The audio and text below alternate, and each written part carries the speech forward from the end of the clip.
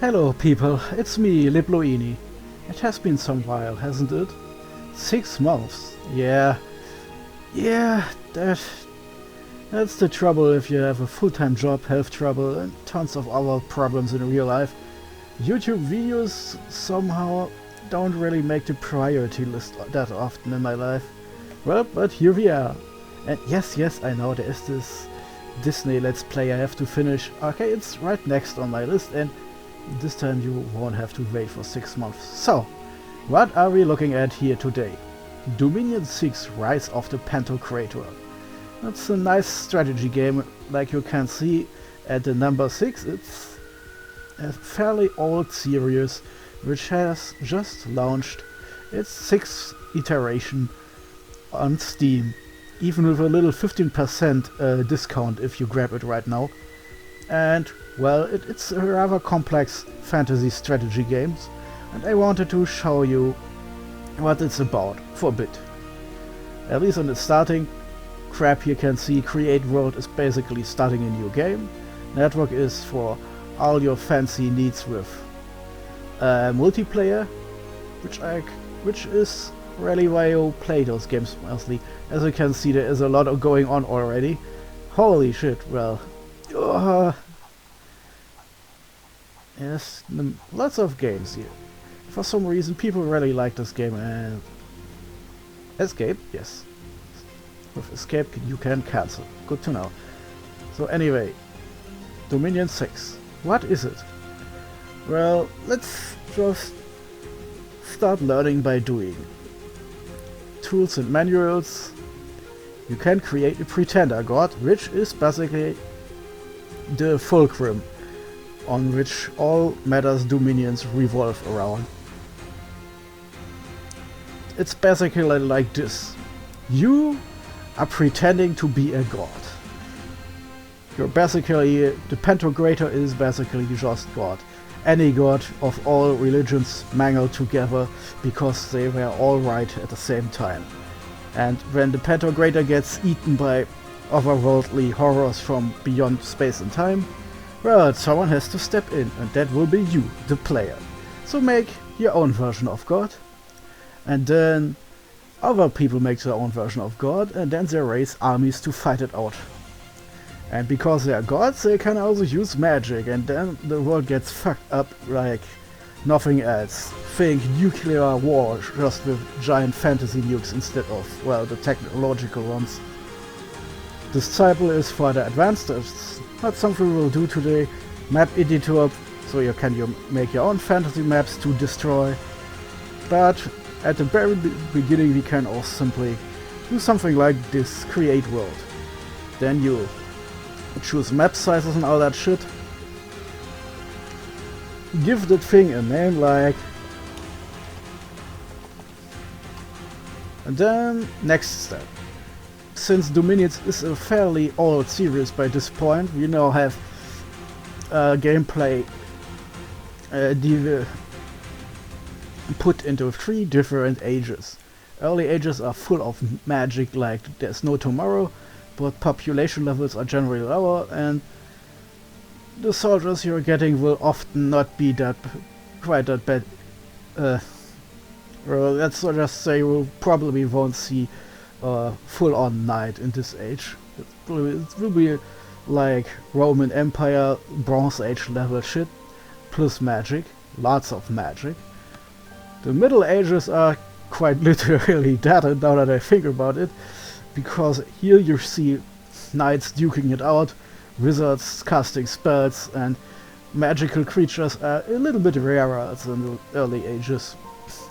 Barbarians still exist, but it's all a bit more modern. Late age is like the Renaissance, just with magic.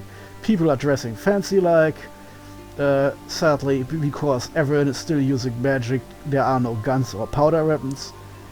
With some exceptions, but they are all magic driven. And now you have basically 15th to 16th century people battling it out with giant magic nukes. At this age, everything magic is a little bit styled back, and armies are more important, but there is still a lot of dumb shit going on to completely destroy the world. for an example, we'll go to late age. No, this is completely irrelevant for now, but for example, you can just... Why, I know, that's a lot of nations here. Pick one at random. That's now one of our enemies. We can do this shit here. Yeah, you can go easy, normal, difficulty. It's basically self-explaining.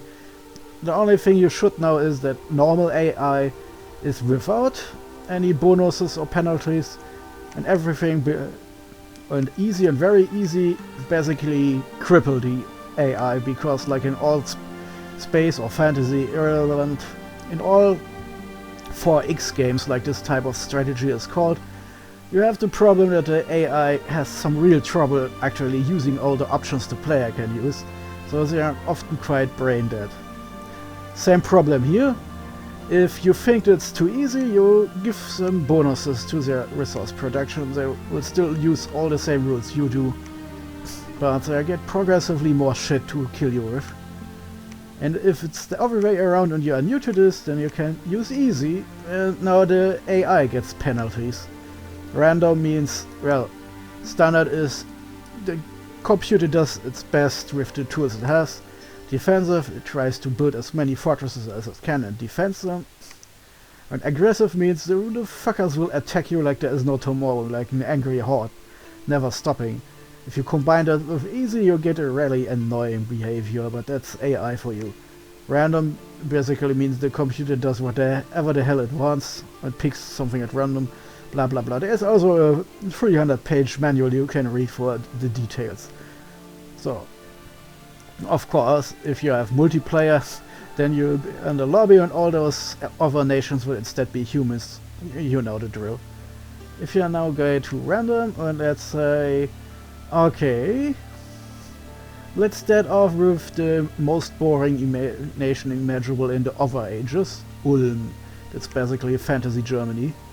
Black Forest is the latest. Since we're in the late age where everything is completely fucked up, Ulm isn't exactly as... Whoops. No, I accidentally took the same thing. So Ulm is basically what the beginner-friendly nation. In early age it's just Conan the Barbarian with magic, well, more magic. And in the Middle Ages it's basically just the German kingdom in the Middle Ages. And everyone hates magic. And in the late ages it's extreme. So let's take a look. You get this nice lore post. Like, for example, how exactly the kingdom of Ulm got fucked up. And hey, my cat came just into the cat flip page. Am I Ember? Okay, back to work. And the middle part is basically a short overview of features, like this is a race that it's mostly humans. And they can produce shit really good. Yeah, and then what kind of military can you expect? Like stealthy rangers, knights, jewel guardians. Yeah, you see the magic creeping in even here. And then what type of magic your spellcasters will get, possibly. Like astral, blood, earth. Some earth, blah blah blah. Yeah, we get to this later. And priests. They are weak, and inquisitors. Well, inquisitors is something special in this game, so I'll file that away for later. Weak just means exactly what is on the tin, since you are basically trying to become God. Weak priests is kind of a challenge. So you have to take a look at what your priests are doing exactly, because, well, they ain't shit. Worth shit, I should say. Scales and blasters, okay, is more complicated, again for later. Turmoil, limit +1, magic, limit +1. To give you a short overview, your god can give people blessings when they are sacred, special dedicated units and commanders. And scales is basically the influence of your god's creepy magic belief system. Like, imagine, how to put this in real world terms. Like, imagine when Christian communion would be able to magically transform wine and bread into the flesh and blood of Jesus Christ. If that actually happened, that would be an inner magical influence by people worshipping the Christian god. Shit like that. In this case, scales can do all manner of things, like magically make people lazy or magically makes them insane with believing in law and order, or they could just, you get a dominion of a god that just magically kills people or destroys fertility rates, or does the exact opposite to the extreme that suddenly an entire city disappears under a new forest. Yes, in older games it wouldn't get to this full extreme, but in Dominion 6 all wheels are coming off of this rail, it's completely derailment time, and yes, this can actually happen. Your nice little farm can just one day transform into a forest, if the scales are extreme enough. And turmoil in this case means that since this country is so fucked up, you can make it even more fucked up by sowing some chaos everywhere your priests go and spread the belief. And magic limit means, yeah, it's an age where magic is dying, but since everything is just so fucked in late age Ulm, you can cram a little bit more magic into the system, even if you may be fucking yourself with it.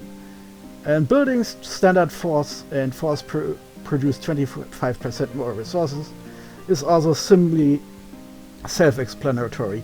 Standard force means it goes from wooden palisades, that's what all your commanders will build if you give the order at first, and then you can have them upgraded up to Citadel, which is basically the super fortress of the game. There is one step above even that, but that is something, the Grand Citadel, you can only get on special occasions with units called Masons. That's again for advanced. And as you can expect, you have shit like the Hochmeister, which is basically a super knight commander, and you get all those incredible stats, and I can only tell you, it's probably for the best if you read the manual to give a little bit, even especially as the manual can be a bit funny. For example, the explanation for hit points is just, oh, everyone knows what this is. Size. That's important for the combat, which we kinda can't see right now, so I'll file that again for later. Even so, age. That's actually very important because units can age to death in this game. And priest level 1. So we know that this whole black destroyer is, yes, that's new in this game.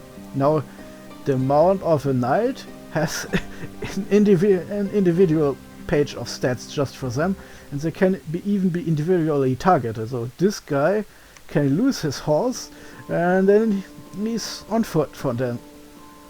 There are even special rules of getting your horse back, or you're getting your Hochmeister back if it's the other way around sometimes. This is a weird game, you can already tell.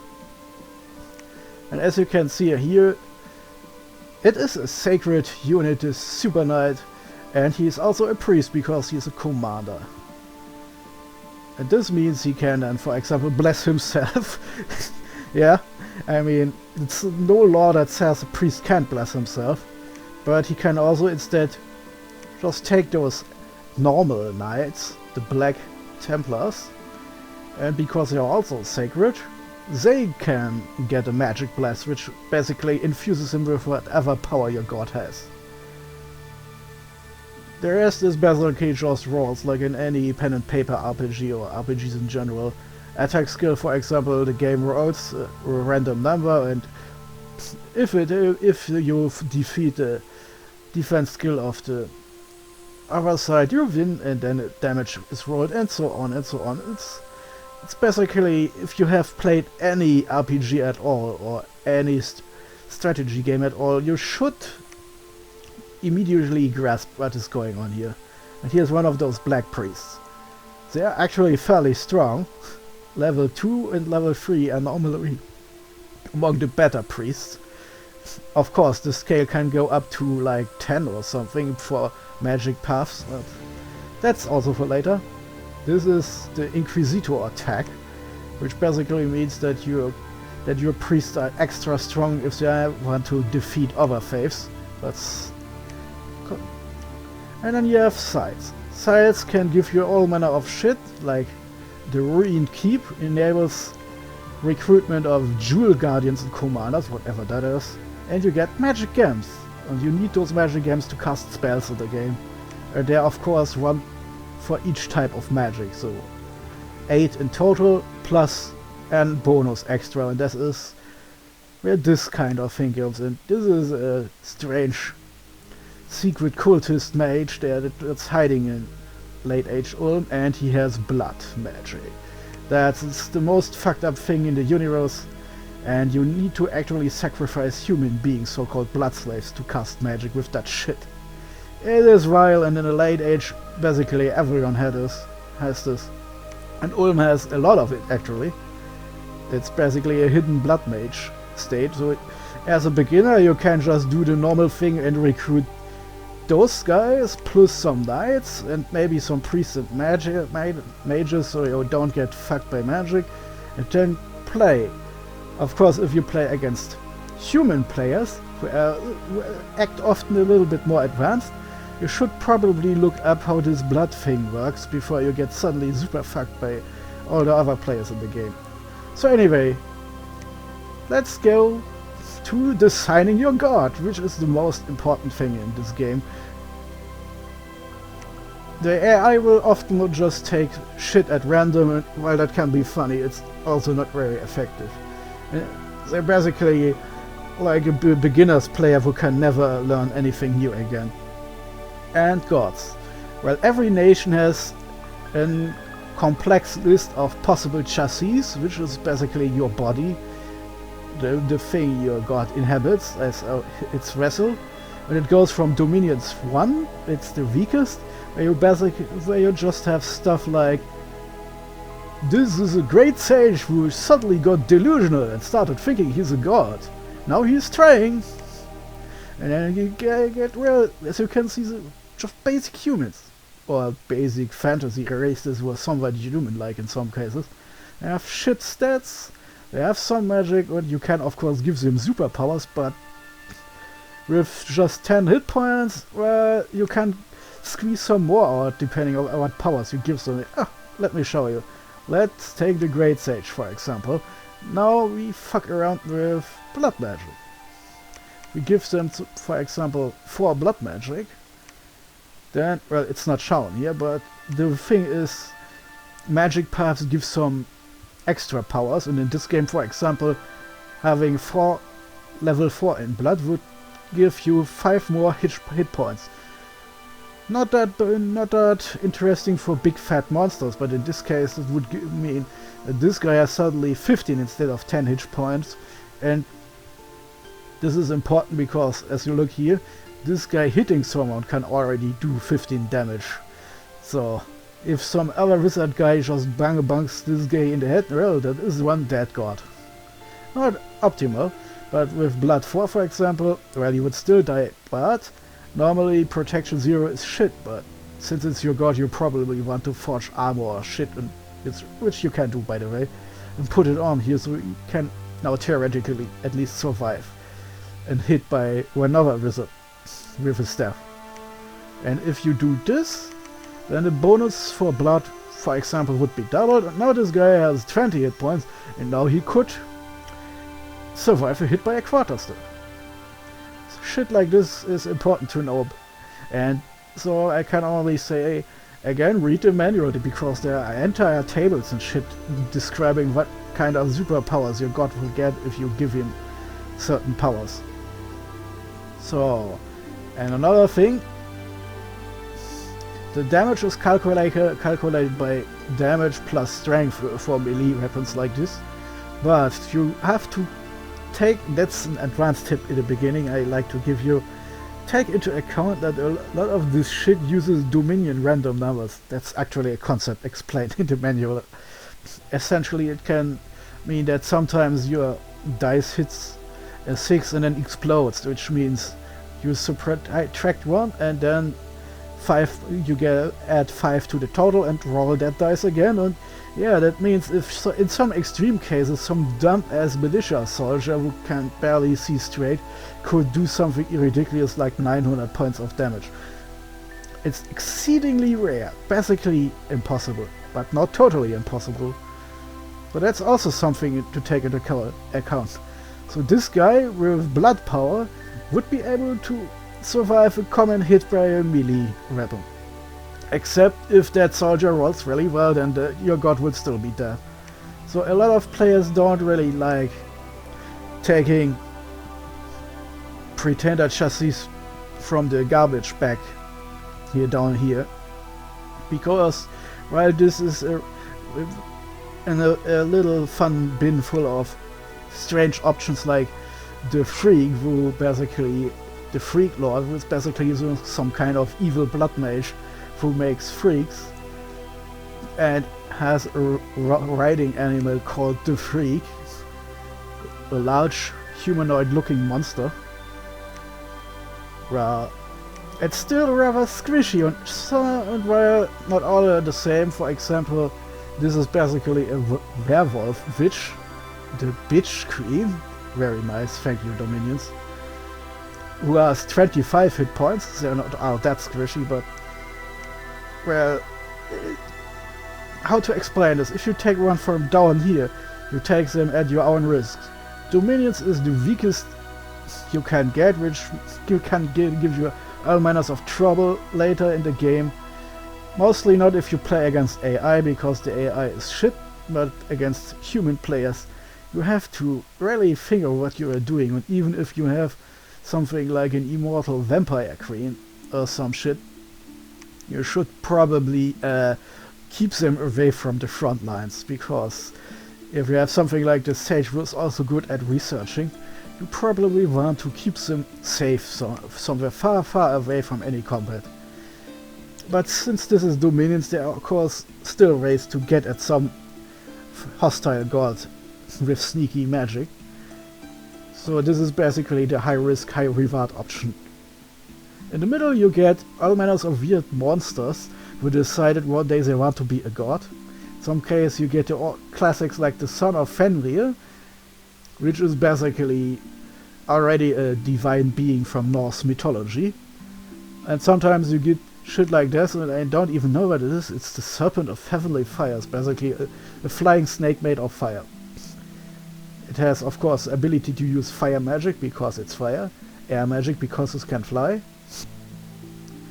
and it can change the turmoil scale a bit because it's a giant flying fire snake, so people are getting a bit restless when that thing hovers above them, religion or not. And because it's extremely made of fire, it has this part here, new magic path cost, because yes, you can give your god a completely new power in magic, even if that makes no sense. For example, okay, this is a fire snake made of fire, let's give them water powers. You can do that, but it costs a lot of points you may need for something else you want to do. So in this case, by these highly specialized super monsters, you often have to pay 60 or even 80 points to start a new path. You have to pay further to actually get somewhere. But if you want to use this fire snake as a fire snake, you can just put points to boost fire magic. Simple as that, really. Right? Then you have something even more classical, like different flavors of dragons. They even have double shapes because, as Dominions puts it, it's a bit hard to cast spells just with your claws. So you can either have that thing here as a monster, or change it into its default shape of being some wizard-looking dude, who then has slightly less hit points, but the better ability to cast spells. Well, the dragons come in all flavors. This, for example, is a green dragon with nature power, who is resistant against poison, what you would expect from a green dragon, I suppose. And it expels dragon gas, which is basically a poisonous fumes. It's a green dragon, so what do you expect? And you can, like with the other monster snake, give that guy some other magic powers, just, well, it costs a lot. So you have to really figure what you are doing even before you started. Then there are some other shit like the Celestial Lion. Basically, this lion one day woke up and thought, fuck this shit, I'm stopping to protect my own god, I want to be a god, and there we go. Then there are the ickier choices like this 2000-year-old Dracolich, an undead dragon who one day decided he wanted to be god. And to be clear, those are all choices for late age Ulm alone. Other nations will have other gods, and sometimes their things will overlap, like dragons are kind of common, but sometimes you will get shit like this magic stack. That's not for everyone, let's say. If you are some weird desert nation who only knows heat and shit, you'll probably not have this animal here as a god option. And, well, since those are large magic beasts, they start with slightly more dominion, which means their belief in those things will spread a little bit faster as some random dude or some random werewolf queen. Then you have Dominion 3, the next level upwards, where you get actual titans, like the Titan of the Forge, who is lore appropriate, a little bit dinged up, and who has a bonus to forging, which in this case just means that if you make some kind of magic item, then in this case it costs you 20% less if you use this guy. And because he is a forger, he powers up productivity scale in his empire, and of course he has earth and fire magic, because that's related to really hot forges. Before you ask, there is no such thing as iron magic, that would be earth in this game. And yeah, this is basically the part where you have actually divine beings who in real life would count as gods already. And they all come from different religious inspirations or from the real world.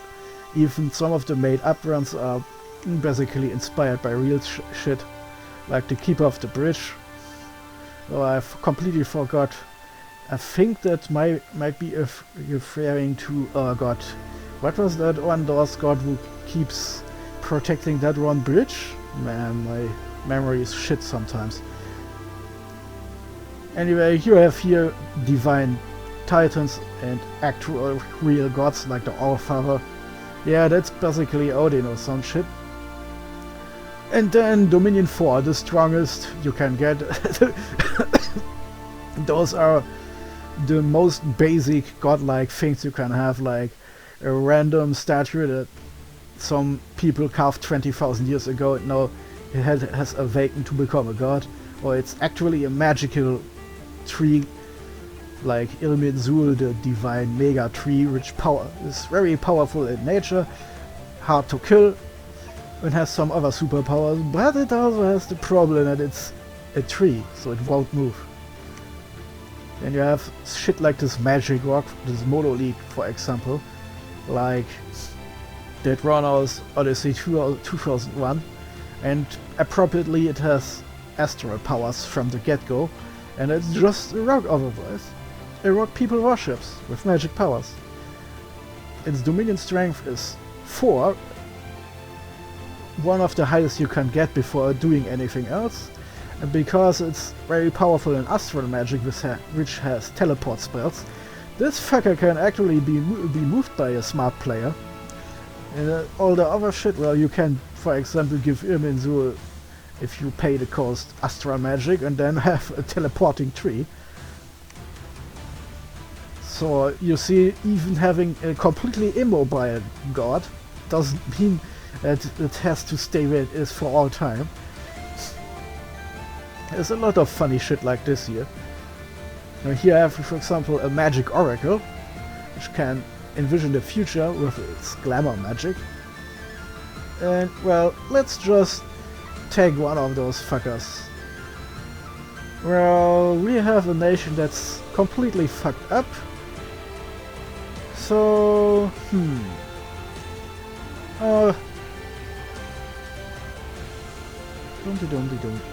Oh, you know what? Let's give them a vampire queen, because that's what Light Age Ulm is all about. So, now we have chosen the body. And because the vampire queen already has blood, we can crank that shit up to, let's say, 8. It costs a lot of points, but less than it normally would. But let's say Death 4, so that she can use some death magic too. Now, let's see, we could let her be awake, and we've already run out of points to spend. Here dormant, which means your god is asleep at the game start and will take about a year to wake up, or imprisoned, which can like in 3 or 4 years, which can be something like up to 48 turns if you're really unlucky, or 36 turns if you're really lucky. And as you can see in parentheses, you get a lot of extra points if you do this. Since this is just a test, we can leave that poor lady imprisoned, so we get a shitload of new points. So since she is just some random vampire, she has the lowest dominion at all. And dominion spread is basically how strong your belief is, how many people worship you. And one candle would just mean that, well, basic chance is of spreading your belief is 50%. One candle means it's now 55%. And anytime the game checks for spreading, it would basically roll a 55% chance. And if you are, which hilariously means that this is weak enough, it can actually fail even if there is nothing else.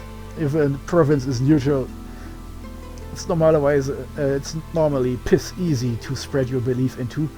And if there is an enemy somewhere with its own magic belief, then things get tricky, because even the AI isn't stupid enough to get this weak. So now the computer basically has to roll your belief against theirs, and if your dominion is this weak, you will probably cease to exist within a year. It's basically bad. No, 60, 56, 70%. That's a bit more reasonable, but we're also at the same level as some of the bodies we could have taken. So let's make this a bit more reasonable. That's now 80% spreading chance. In neutral provinces it will basically never fail, and it has a good chance at penetrating hostile provinces eventually. And those are the scales here on the right side. There's the magic scale. Up means more magic. Research into spells is easier. Spells can be easier cast. And this is the opposite.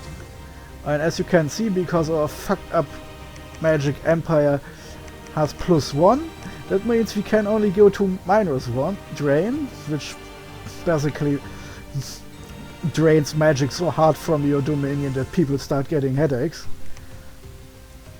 And it makes everything bad. Research is harder, spells are harder to cast, and why would you do this to yourself is because some nations, like the Middle Age version of Ulm for example, are so shit at magic that this actually helps them, because it also harms enemy spellcasters when they march into your lands. Useful to know. Well, let's give them a little bit, you know what, let's crank this shit up since we are getting this +1 in the first place. And this is the growth scale. Growth scale, let's see this in pure.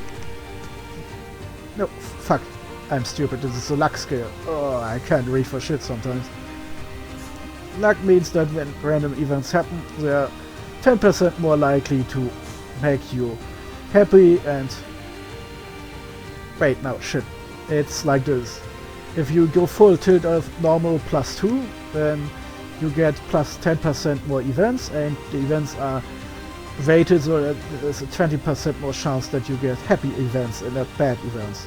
So instead of your tax collector Pratt falling and snapping his neck, he may now find extra much money. Maybe he meets Elon Musk and takes all his money, for example. That would be a good event for you. And again, the thing is, the principle is simple. If you take positive scales, so good shit may happen, it costs you points, and if you take negative scales to hurt yourself, then you get extra points to spend. Growth is basically just your income gets a bit higher, other shit gets a bit higher, and the population starts rising faster. And if you do the opposite, population will actually slowly drop. And there are certain nations who are really heavy into death, and going down that route is basically good for them, but you have to be prepared, because your entire tax base will basically die in a couple of years. So better be prepared. The rest is even simpler. Productivity means people are more likely to work. The opposite is sloth, which means they're lazier. But then you have order and chaos, which means turmoil and order. And since late age Ulm is so fucked, you can only have order 1, but up to turmoil 3. And when you have your finished fucking things around, you have this nice little trade combination which shows you what exactly you will get with you in your nation if you start a game like this. You can even manipulate the heat scale. 2 is super hot, 2 is super cold, and like with the other scales, this is actually not as far as it goes. It can go extreme up to 5. Well, I think even higher, but it's extremely hard to do. In this Pretender Generation screen, you basically very rarely see scales higher than 3. Now we have fucked this really badly, as you can see here.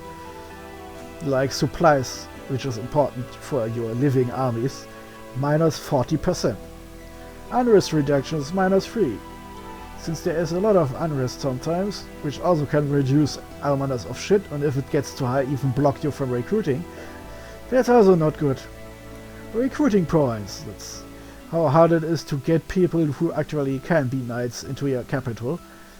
And income also reduced by nearly a fifth. It's kind of amazing, but we have a shit ton of points now. So let's give our lady powers in Astral, which costs also a lot of points. Let's go full blast here, and if you're thinking, okay, what can we do with all those magic except casting spells later? Well, now we add bless points. I mean, we have now generated 17 bless points. It goes like this.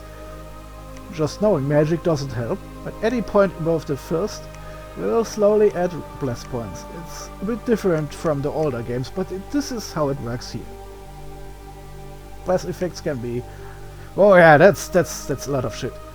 Let's do some typical shit like vampiric weapons, which now means not only are the weapons of your sacred units and commanders magic, they are still life force and heal, and you can heal yourself with it.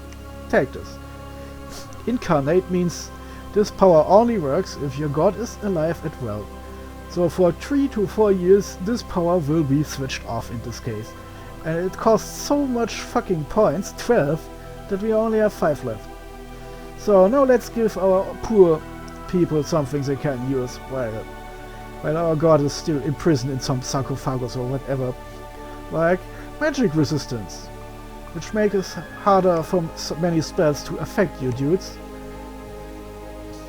Or Half Dead, which is a special power you can only get if you combine death magic with death scales. In this case it just means that your units will behave almost as if they're dead, even if they're still technically alive. In mechanics terms, as you can see here, it means they don't need to eat, which means they don't use supplies, and they are extremely highly resistant against disease, which is a really nasty status effect. That's basically a slow death for everything that isn't undead. So let's take this. Whoops. Okay, I misclicked, so, but if you click on it, it goes away again, so half that. You have now still 1 point left. Let's do something silly. Strong Vitae. Blood magic is all about giving you more hit points in this game. But we can also sometimes take doubles, but let's take Undying, because that's silly. Undying means basically if your unit got killed, it gets those invisible extra hit points. In this case, if you take just one time, 2. So for example, if a unit with 10 hit points gets hits for 11 damage, then it's dead.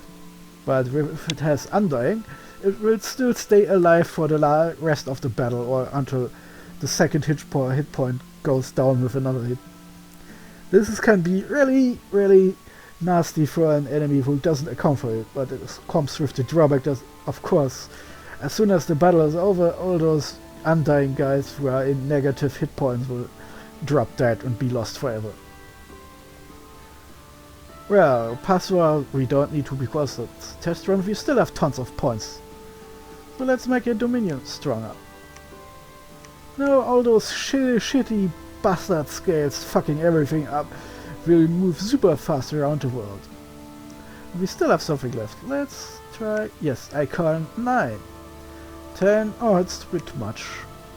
Oh. Oh, let's leave it at this. You don't have to use every single point.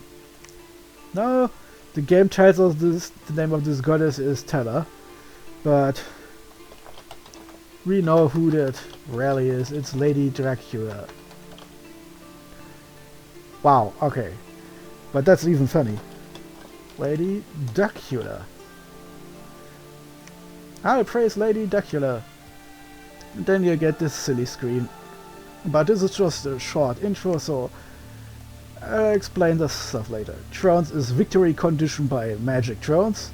Your god or you're the prophet of your god, which is something you assign at game start, or later if you want, can take over thrones, and in this case you need 6 of those throne points to win. Level 1, 1 point, level 2, 2 point, you get the drill. And you can crank this all up or down if you want to, and Cataclysm is something that's really neat for multiplayer games because those can drag on for far too long sometimes. If you do this shit, you can't set a turn limit like this. Of course, in multiplayer games it's far shorter. Essentially what happens is, if you get that far, then all those magic war fuck shit fucks up everything so badly. Now reality itself breaks down and evil horrors from beyond space and time invade and eat everything. They also destroy thrones and reduce the number of ascension points needed. So even if the war drags to a halt in an eternal stalemate, if you activate a cataclysm, the cataclysm will take care of this for you and the game will mercifully end with a winner. Yeah, imagine that. Hordes of evil magic creatures eating the world, but one of the guys who survive is the winner. And now, before you start playing, you can change all manner of shit. Like, how many provinces will you start with?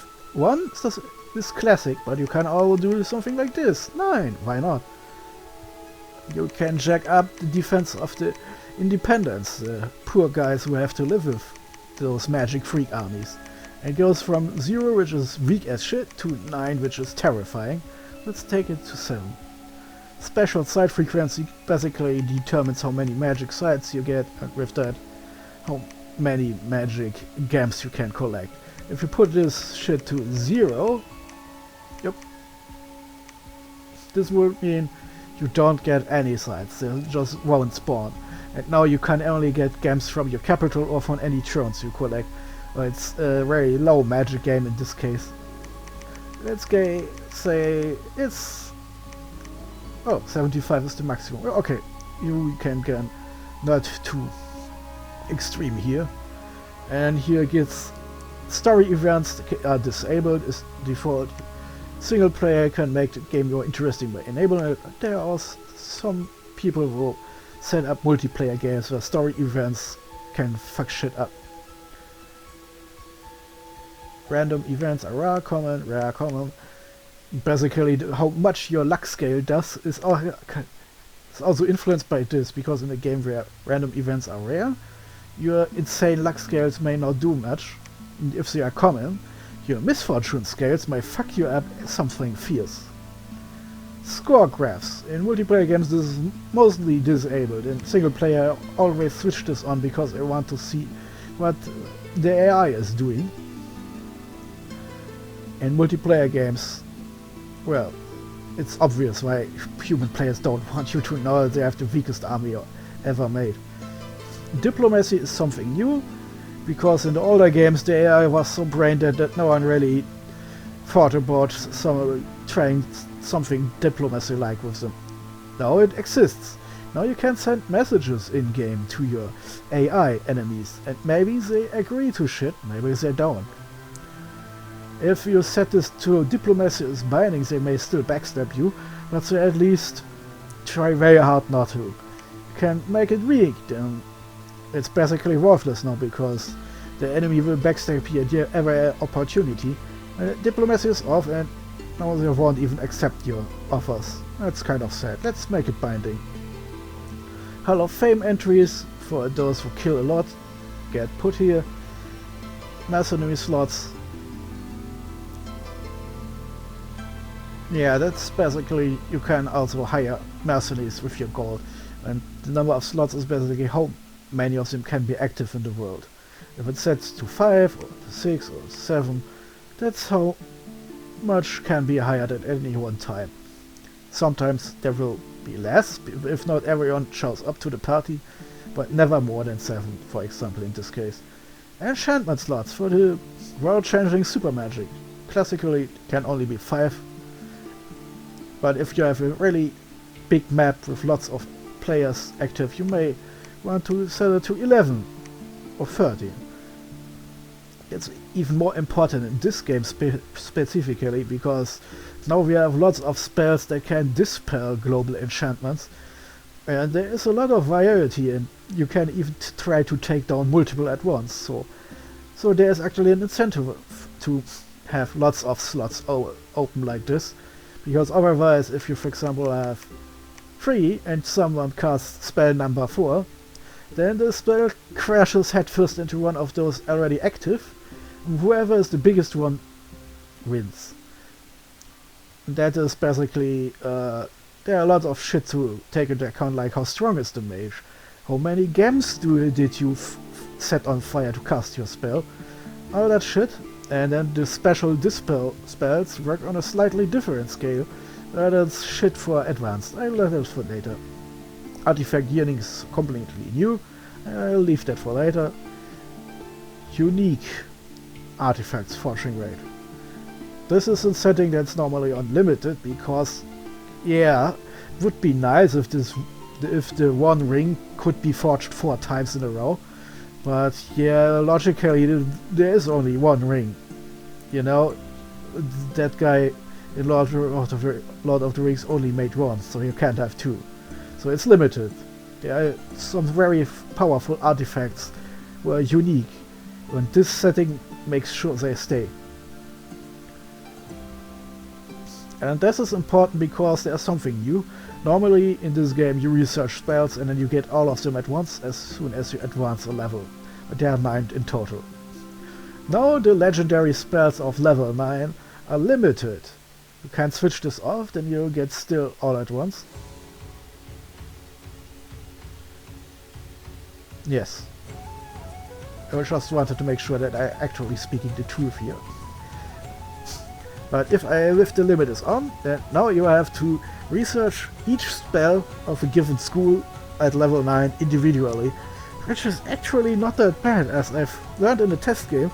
It's kind of neat that I don't have to deal with all the spells I don't actually need or can't cast, and instead just pinpoint the ones I want immediately. But it's also something to take into account if you get that far. Of course, like many things in this game, you can't just switch it off. Just as a dire warning, in multiplayer games it will basically always be on, because, well, why wouldn't it? Human AI level. That's a setting that's it's kind of funny, because in multiplayer games you have sometimes the problem of players just not wanting to play anymore and setting themselves AI. Until Dominion 6, the game basically didn't really tell us what kind of AI level those poor bastards would get. It was not really a smart one, but now we get to choose.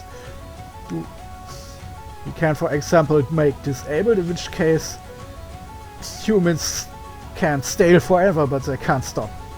We can give them a shitty AI or a really good AI. And research. We can make research difficult and takes a long time, or we can make it easy.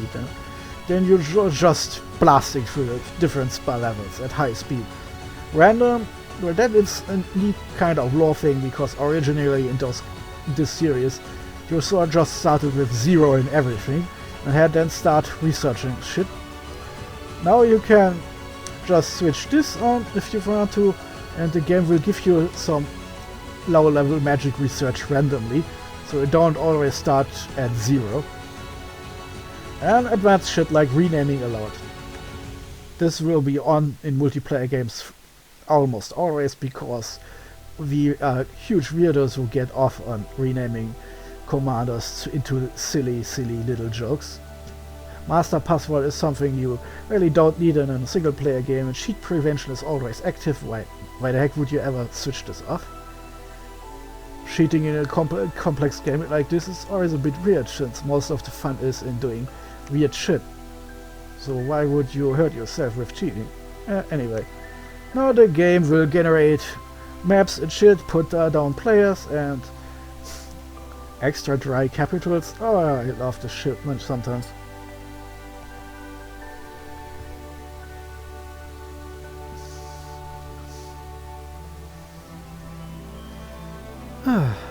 As a side note, I really like the music.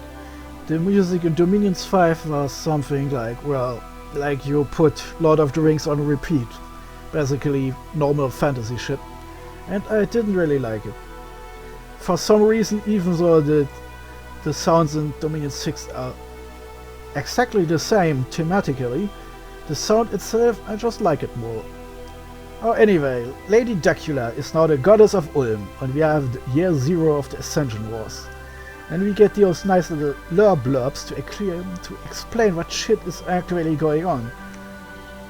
Out of chaos, rose worlds populated with multitudes of beings. Wars were fought. Kings and emperors rose and fell, and civilizations were built and crumpled.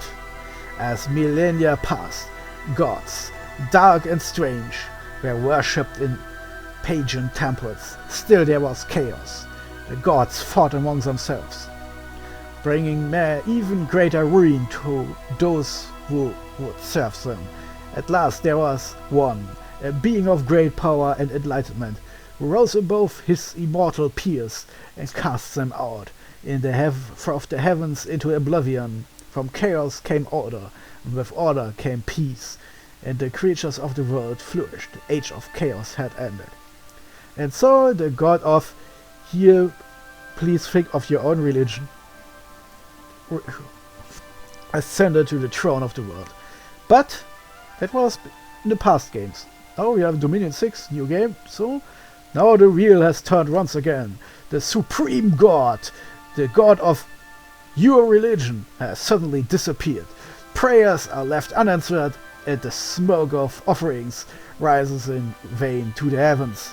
No one knows why he disappeared, but it is certain that the people of the world are once again left without direction, without guiding principles, without order. Now it is time for the atheists to rise, for the beings of great power and ambition to try their strength. The throne of the heavens stands empty, and only the strongest can rise to supremacy over all. Only the most powerful can ascend to take the place of he who came before. This is the time of great strife and suffering. This is time of magic unequaled. This is the Ascension Wars. And so the game begins. And now we see the map. Yay! A lot of maps, because this is an automatically wrap around map, so if you go too far in one direction, we end up in the same place. Which is cute. Sometimes I make tiny island maps where I switch this shit off because it's an island, not an entire world. But you know, you can make maps that are colossal, and then nobody would care because it takes an age to get anywhere anyway. As you can see, with our game settings we got 9 provinces, and with right click I can switch through them really fast. And they have one defense, so there's just like one guy and his two best friends trying to defend White Peaks, for example. Well, and we have this giant interface here, and oh wow, you're probably a bit overwhelmed now. And our goddess isn't here because she's in prison, so that might take a while. Nice little overview here is types of magic gems you can get. This tells us that we have astral powers for astral magic, death gems for death magic, and nature gems for nature magic, and in parentheses how many we will get per turn. Since it's the first turn, we basically have shit all. We also have an income minus the amount of maintenance costs for troops and commanders, and we have some money in the treasury right now. So the first here is recruiting. Army setup. Recruiting is the second. Oh, holy shit, always get this the wrong way around. I've played the Dominions 5 for far too long, I suppose. In the fifth game, all the shit would be here on the right side, and I just automatically clicked always on recruit. And then I went to army setup, so I guess this burned itself into my mind now. But the neat thing in this game is the game actually freely tells you the shortcuts for all manners of shit.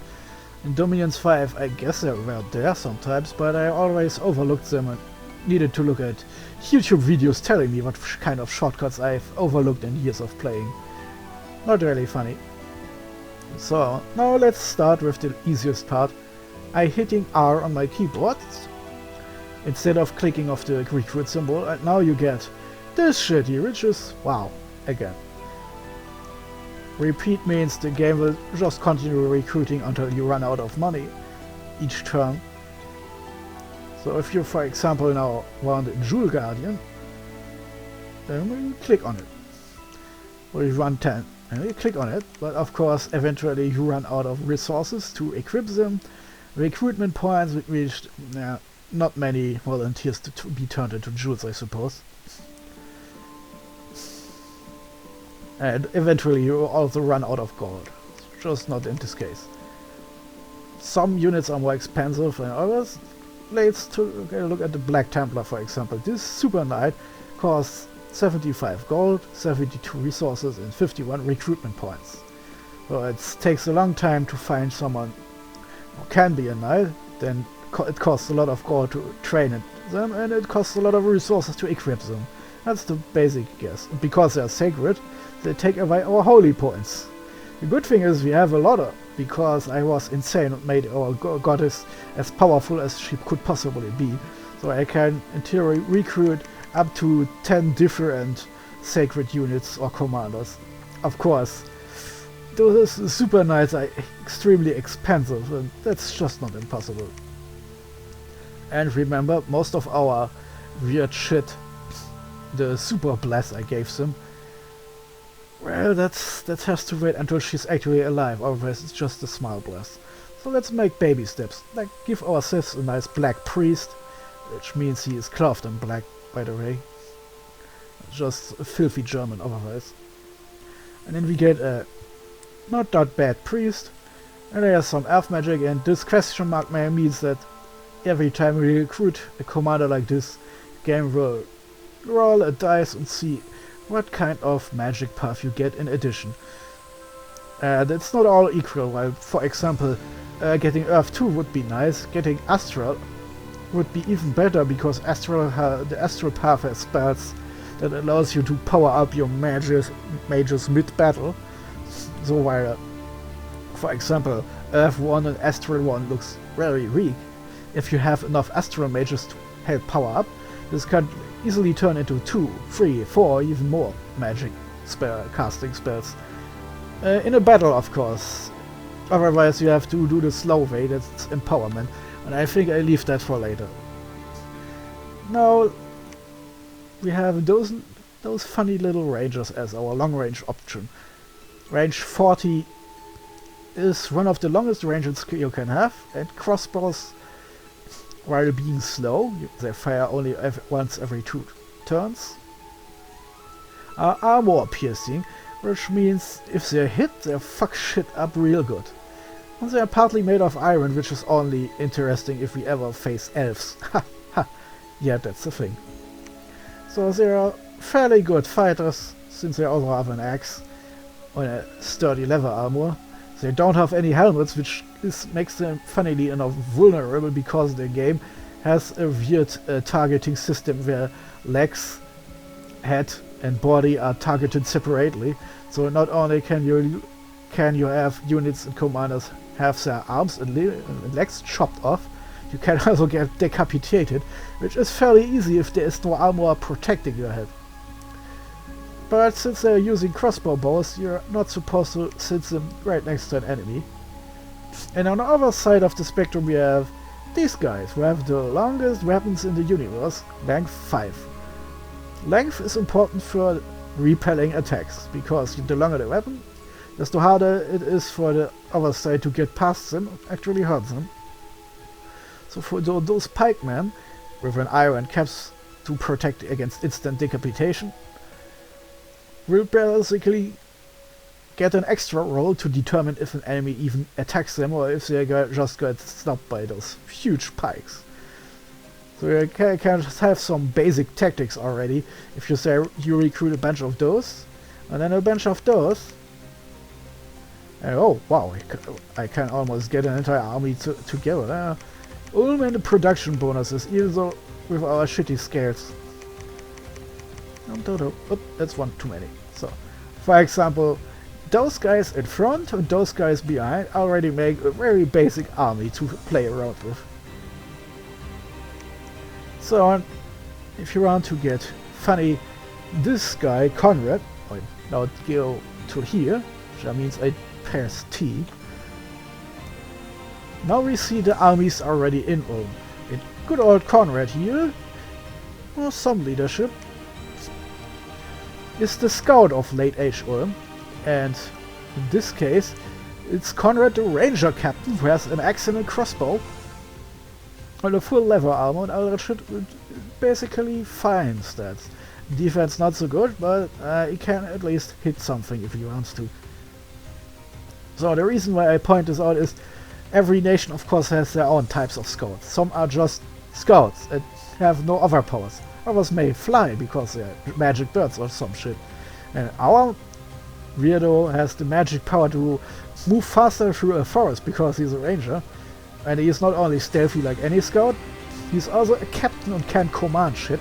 So we have now the weird situation that I can either use this guy as a scout, or I can use him as a commander of our crossbow man. But you know what? Why should I? If you look at our weird commander here, his heavy armor, and then look here, that means this guy, Pippin, can command up to 3 of those squads, those easily sorted groups of soldiers. And what do you know, there is a place for our crossbowmen or rangers, so you don't need to. Instead we make this here. It's something very basic I make. You don't have to follow this, of course, it's just something I make. I order this guy to hold a turn in battle and hold another turn. That's actually not important. I feel just compelled to always click on conservative magic gem usage. And then we give the general order of retreat. The expected result is this guy will raid around for 2 turns, and if he's still alive, you will run away.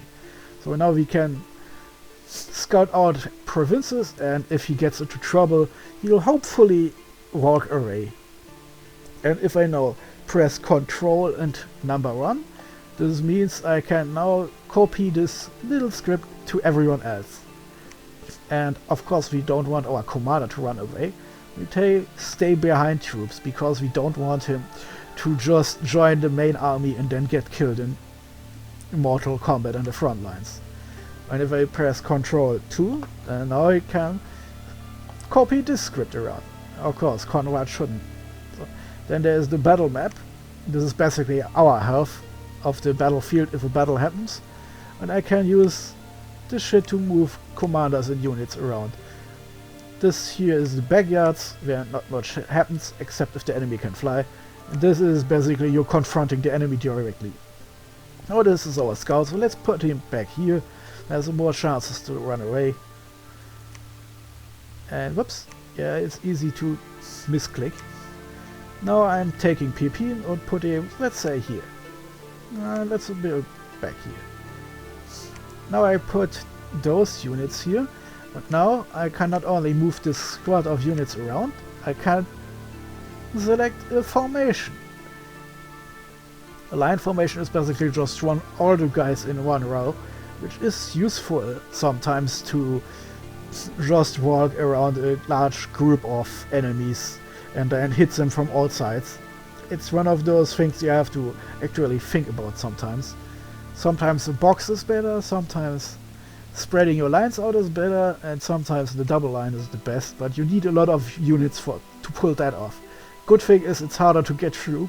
Bad thing is it's basically just another kind of box right now. So let's go in the middle and make a line. Now let's put them here. Now take this here.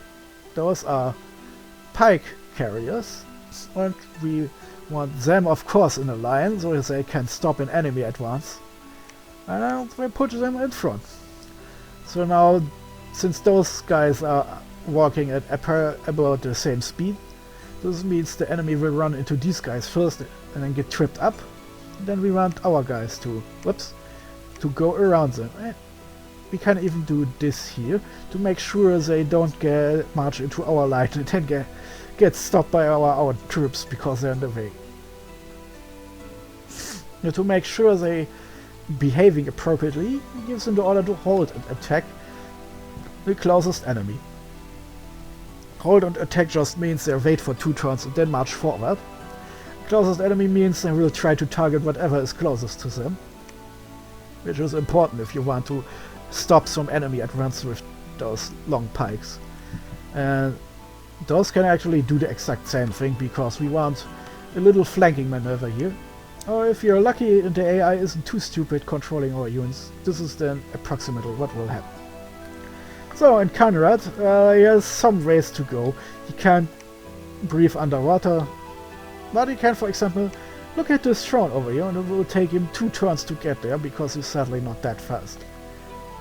But that's basically what we can do for this first turn. Oh, something else. Since we have money left over, we can go through our provinces and give them a little bit more defense. As you can see, as you spend more money, you get more troops and sometimes even more commanders. So that takes a long while. We don't actually have enough money to get defense high enough to get extra commanders. But as you can see, unrest reduction means if something is causing unrest, then it gets reduced back to normal with about 1 per month. With everything else, if they get over 20, for example, it would go to 2 and so on. And patrol strength means that the province now can, with that given strength, try to discover enemy scouts. If it's at 0, then scouts can just move through as long as they're not an active army patrolling them out. A scout is basically invisible forever.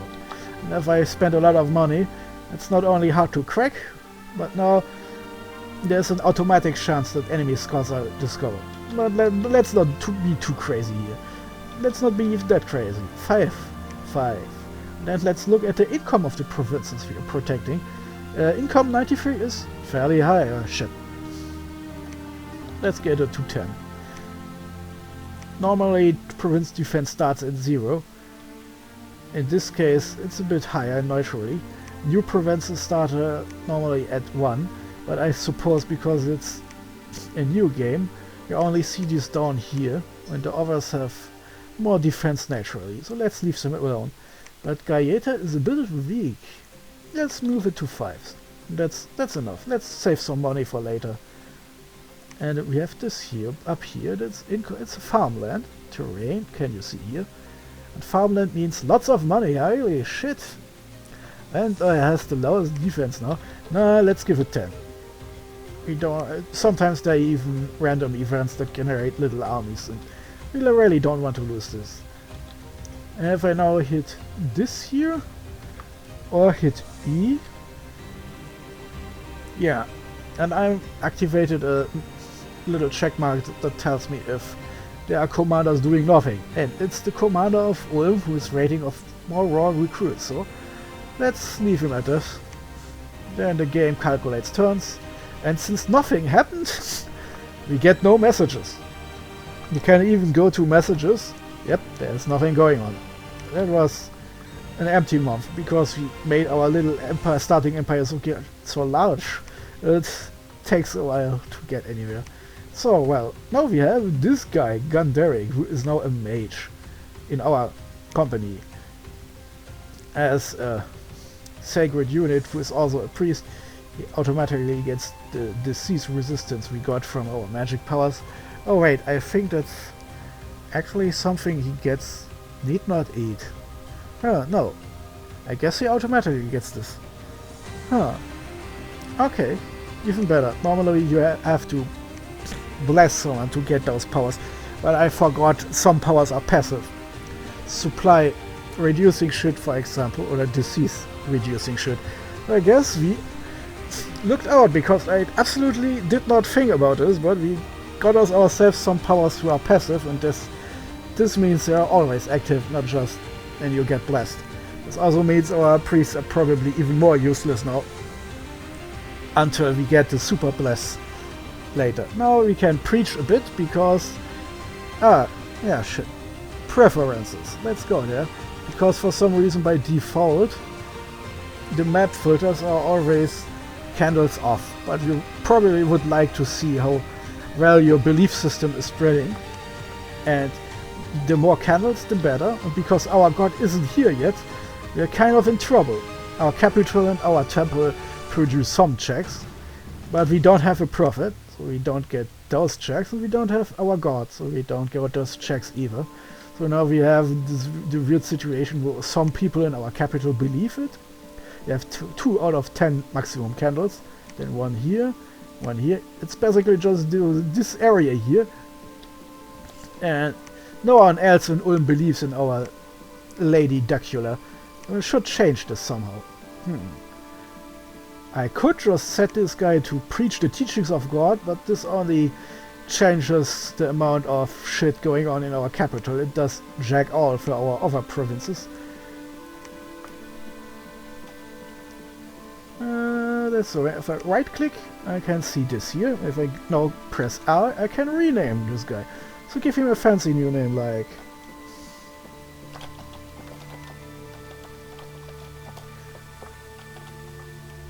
Oh, that's the name. And because he is her best friend forever, we can now... Wait, I mean, I could have done it all anyway, but so it's funnier. Become prophet. Or he will get an upgrade to his priest stats. It's always either if you're weaker than level 3, you are level 3 now. If you're stronger than level 3, you get +1. So for example, if I already have a priest who is level 3, he will then be level 4, because the game always chooses whatever is higher. Now we have a bit of bad luck here, because this guy is already level 2, so he only gets level 3 anyway. But anyway, since he is the prophet, from next turn onwards, he will automatically spread our belief like he's some kind of magic divinity dispenser. And next, we look what our army is doing. We have lots of shit recruited. Now we have our force of good reinforced with some guys who are archers. And our archers are special. Since they have long range weapon, you can put them here. They can still hit your enemy. Problem is, there is often, even with high precision units, a lot of variation where your projectiles will go. Basically, long range combat is often a lot of spray and pray in this game. It was always a bit like death. So some players use this by, for example, ordering their troops to shoot just as far away as they can, either a chill shoot here, hindmost units or whatever, because this means instead of just... Also, what the game will then do is, it will randomly target something that's in the back row here, and then the entire sector will be filled with projectiles. And quite a lot of those random projectiles may hit your mages and commanders instead. Which is of course troublesome, because if you put them forward, they are more vulnerable against melee attacks and combat magic. And if you put them here, then some really long range units like our crossbow rangers could hit them, even by accident. But this also means that your archers can be targeted, and if your archers are here, that's even worse, because they're often quite close to your mages. So that's some fancy tactics you can use for your multiplayer games, because this means, especially if you remember that your units will start moving at some point, you can do this shit, and let's say they're probably not good if they're automatically targeted by enemy archers, so let's put them here. Now they're not in front, so the enemy archers who shoot at closest will target those instead. And enemy archers will target the back row, will possibly instead target those here. And avoid hitting the commanders because they are too far away. And avoid hitting the archers because they're astonishingly wide forward. It's one of those experiments I like to do. Now it gives them orders. Since they're extremely long range and can only shoot every 2 turns, I order them to fire immediately. And since I have no idea how my first enemy is going to look, independent forces are often just a large lump of random units mangled together. Well, just let them shoot at whatever is in front of them. Now you have a very basic army that should be functional. But of course we have absolutely 0 sacred units. And well, the shortcut for spells is C. It's kind of superfluous because really the computer will try to use spells if it sees a mage, but when I tested, branded AI can be branded sometimes. So now that Pippin is an army. And let's look at some possible targets around. Water provinces, well, it sucks, but we have just humans. At Throne, 110 enemy around. There's a bit of variation. It can be more or less unless you attack them, you know. But it's a Throne, so there's a wizard or 2 hiding among there. We don't want to tangle with this now. Well, let's look here in those forests. 130, that's a lot, and another Throne here. That we can also reach those. That's 110 and 70. But it's also heavy cavalry, and we don't even have those recruited. So it sucks a bit shit, but at least we have 9 provinces giving us money already. It's probably for the best we trying to hit something. Okay, those are basically just barbarians here. Let's try with those, but we need probably a lot more troops. Well, they are coming. But I also have some money left, 983, so we can try some mercenaries. I am trying to bid for mercenaries. Yep. Let's see, what's available. Those guys show basically cute little monkey people and an ape commander, but they are already employed by one of our enemies, Agatha, the cave nation. And then there are those guys here. Another cute little squadron of Atavis, which are little monkey people, commanded by an ape lord. Basically copy and paste here, just more expensive. Oh, Markata. I can't sadly I can't right click here. Apparently this is a smaller ape with smaller monkeys and a slightly bigger ape with bigger monkeys. It's kind of funny. And nice of the AI to take the cheap shitty ones, but now let's bid. Since this is AI, I probably can get away with not too much. Let's say 207 and see if we can hire them next turn. Probably, since they're basically just monkeys with a gun. I almost said, but they're monkeys with bow and arrows, so they'll probably die really fast. But fuck it, this just means no one else can hire them anymore. And then let's see. I take a look at my army here. We have 42 units. We'll get probably a dozen or so more next turn. And then, well, I guess we get on marching. And hope that our superior stats and equipment means that we can actually win against those barbarians. And, well, that's it. That's it. I think I should make a small break now, because I'm having trouble speaking right now. I guess I shouldn't have done this while having an infection in my throat. I'm always doing this stupid shit. Why am I doing this? And I even fucked up my recording a little bit. Anyway, that's Libluini, and this was my first attempt at primarying primeval information about Dominion 6, a brand new strategy game. If you want to try it, it's out on Steam right now and discounted. So go for it. It's great fun. It's also insane. Deploini out.